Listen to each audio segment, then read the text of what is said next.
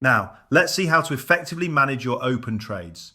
Typical Mizar traders can have 50, 200, even 500 open trades at the same time, especially when the market is very active.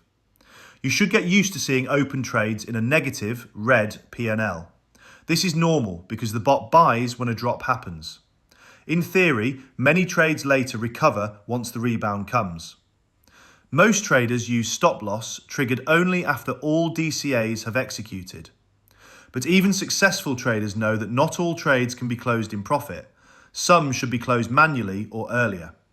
As a general guideline, if a token is very young, below 1 week, and the trade has been open for a day, you should start checking whether it's worth keeping open. Why?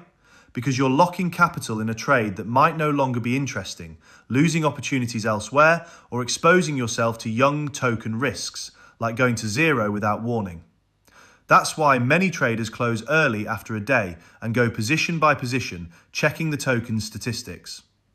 Let's take an example with this token, ACE. Users go through the chart and token information to spot anything that looks weak.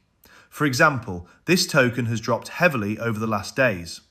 You can see all my buys and sells here. It was good at some point because volume was high, but if you look at the recent trend, the volume has decreased significantly. This means interest in the token has dropped. This is also an older token, 9 months old. It was flat before October 25th, then suddenly activated for a short time and then lost interest again. Its 24-hour volume is only approximately 100,000 with decent liquidity, likely not a rug pull, maybe a serious project, but interest is down. So the token may return to a quiet, inactive phase. Additional checks can help. Who is trading this token? Activate smart wallet bubbles to see if any smart buyers exist.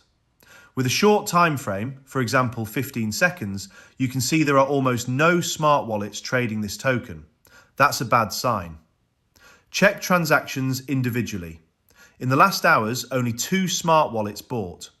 The token is quite old and interest is low, another signal that holding might not be worth it. Smart wallet statistics. In the last 24 hours, only 19 buys, 20 sells. Total smart wallet volume, approximately 5,000. Very low activity. Volatility. The 24-hour volatility might look high, but it is likely caused by a single spike and isn't representative anymore. Holder distribution. The top 2 wallets hold almost 1/3 of the supply. The top 10 hold 40%. That's high concentration and high dump risk. You can click on the wallets to investigate further. Community and socials. Check Twitter for engagement and signs of life. This project migrated to Pump Fun recently and shows some activity, but nothing compelling. You can also check the project links, but be cautious. These can be scam links. Their GitHub shows some development, but nothing significant. Overall, nothing strong enough to justify holding at a loss.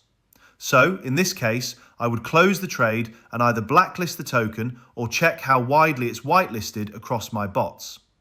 Copy the token address, go to your bots, open Token Manager and search. Here, this token is whitelisted only on one bot. I can keep it that way or remove it manually.